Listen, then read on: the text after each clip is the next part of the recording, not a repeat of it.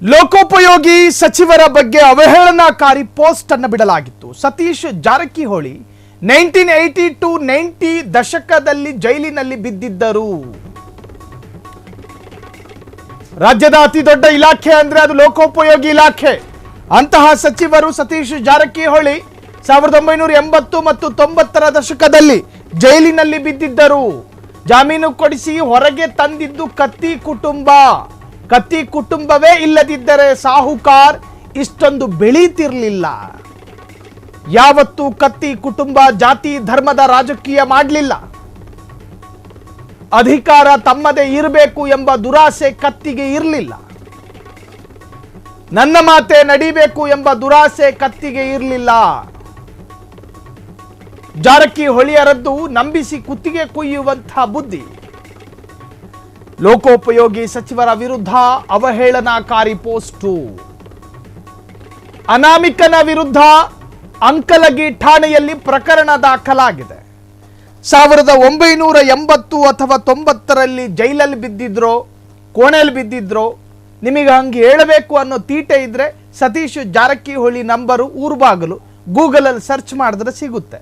ಅದಕ್ಕೆ ಫೋನ್ ಮಾಡಿ, ಸತೀಶ್ ಅವರೇ ನೀವು 1980 90ರಲ್ಲಿ ಜೈಲಲ್ಲಿ ಬಿದ್ದಿದ್ರಲ್ಲ, ನಿಮಗೆ ಜಾಮೀನು ಕೊಡಿಸಿ ಹೊರಗೆ ತಂದಿದ್ದು ನಮ್ಮ ಕತ್ತಿ ಸಾಹೇಬರು, ನೀವು ಅವರನ್ನೇ ಈಗ ಹಿಂಗೆ ಮಾಡ್ತಾ ಇದ್ದೀರಿ, ನೀವು ಇಷ್ಟು ಪೊಲಿಟಿಕಲಿ ಆಗಿ ಬೆಳೆಯೋದಕ್ಕೆ ಕಾರಣ ಕತ್ತಿ ಕುಟುಂಬ ಅಲ್ವಾ, ಸೊ ನೀವು ಯಾಕೆ ಹಿಂಗೆ ಮಾಡ್ತಿದ್ದೀರಾ ಅಂಥೇಳಿ ಫೋನ್ ಮಾಡಿ ಹೇಳುವ ಗಂಡಸುತನ ಇಲ್ಲದೆ ಇದ್ದರೆ ನೀವ್ಯಾರು, ನೀವು ಎಲ್ಲಿಂದ ಬರೀತಿದ್ದೀರಿ ಅನ್ನೋದು ಮುಖತಃ ಗೊತ್ತಾಗದ ಅನಾಥ ವಲಯ ಅಂತ ಕರೆಸಿಕೊಳ್ಳುವ ಸೋಷಿಯಲ್ ಪ್ಲಾಟ್ಫಾರ್ಮ್ನಲ್ಲಿ ಕೂತ್ಕೊಂಡು ಪೋಸ್ಟ್ ಹಾಕುತ್ತೀರಿ.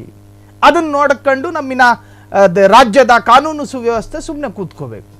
ನಾಳೆ ದಿನ ಸತೀಶ್ ಜಾರಕಿಹೊಳಿಯ ಬೆಂಬಲಿಗರೇನಾದ್ರು ಕತ್ತಿ ಬೆಂಬಲಿಗರು ಹಿಂಗೆ ಮಾಡಿದ್ರಲ್ಲ ಅಂತೇಳಿ ದಾಯಾದಿ ಕಲಹಕ್ಕೆ ತಿರುಗಿದ್ರೆ ಯಾರು ಜವಾಬ್ದಾರಿ?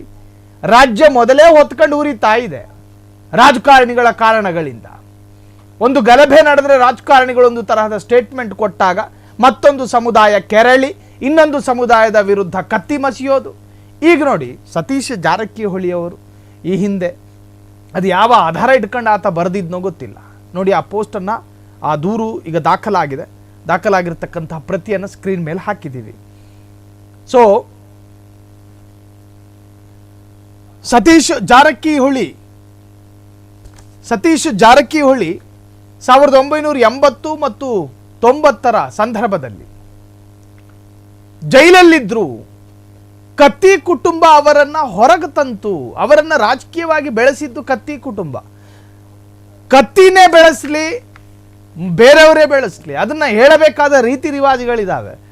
ಒಂದು ಕ್ಯಾಬಿನೆಟ್ನ ಮಿನಿಸ್ಟರ್ ಅವರು ಸತೀಶ್ ಜಾರಕಿಹೊಳಿ, ರಾಜ್ಯದ ಅತಿ ದೊಡ್ಡ ಸಮುದಾಯದ ನಾಯಕರವರು, ಅವರ ಬಗ್ಗೆ ಹಿಂಗೆ ಹೇಳೋದ ಸಲ್ಲದು, ಅಸಮ್ಮತ, ಅಸಂಸದೀಯ ಅದು. ಸೊ ಈಗಾಗಲೇ ಜಾಮೀನು ಕೊಡಿಸಿ ಹೊರಗೆ ತಂದಿದ್ದು ಕತ್ತಿ ಕುಟುಂಬ. ಕತ್ತಿ ಕುಟುಂಬವೇ ಇಲ್ಲದಿದ್ದರೆ ಸಾಹುಕಾರ ಇಷ್ಟೊಂದು ಬೆಳೀತಿದ್ರ? ಯಾವತ್ತೂ ಕತ್ತಿ ಕುಟುಂಬ ಜಾತಿ ಧರ್ಮದ ಮೇಲೆ ಪೊಲಿಟಿಕಲ್ ಮಾಡಿದವರಲ್ಲ. ಅಧಿಕಾರ ತಮ್ಮದೇ ಇರಬೇಕು ಎಂಬ ದುರಾಸೆ ಕತ್ತಿಗೆ ಇರಲಿಲ್ಲ. ನನ್ನ ಮಾತೇ ನಡಿಬೇಕು ಎಂಬ ದುರಾಸೆ ಕತ್ತಿಗೆ ಇರಲಿಲ್ಲ. ಜಾರಕಿಹೊಳಿ ಅವರದ್ದು ನಂಬಿಸಿ ಕುತ್ತಿಗೆ ಕುಯ್ಯುವಂತಹ ಬುದ್ಧಿ. ಸೊ ಲೋಕೋಪಯೋಗಿ ಸಚಿವರ ವಿರುದ್ಧ ಅವಹೇಳನಕಾರಿ ಪೋಸ್ಟು. ಅನಾಮಿಕನ ವಿರುದ್ಧ ಅಂಕಲಗಿ ಠಾಣೆಯಲ್ಲಿ ಪ್ರಕರಣವೊಂದು ದಾಖಲಾಗಿದೆ. ಸಂಬಂಧಪಟ್ಟಂತ ಇಲಾಖೆ ಕ್ರಮವನ್ನು ತೆಗೆದುಕೊಳ್ಳುತ್ತಾ ಕಾದು ನೋಡಬೇಕಾಗಿದೆ.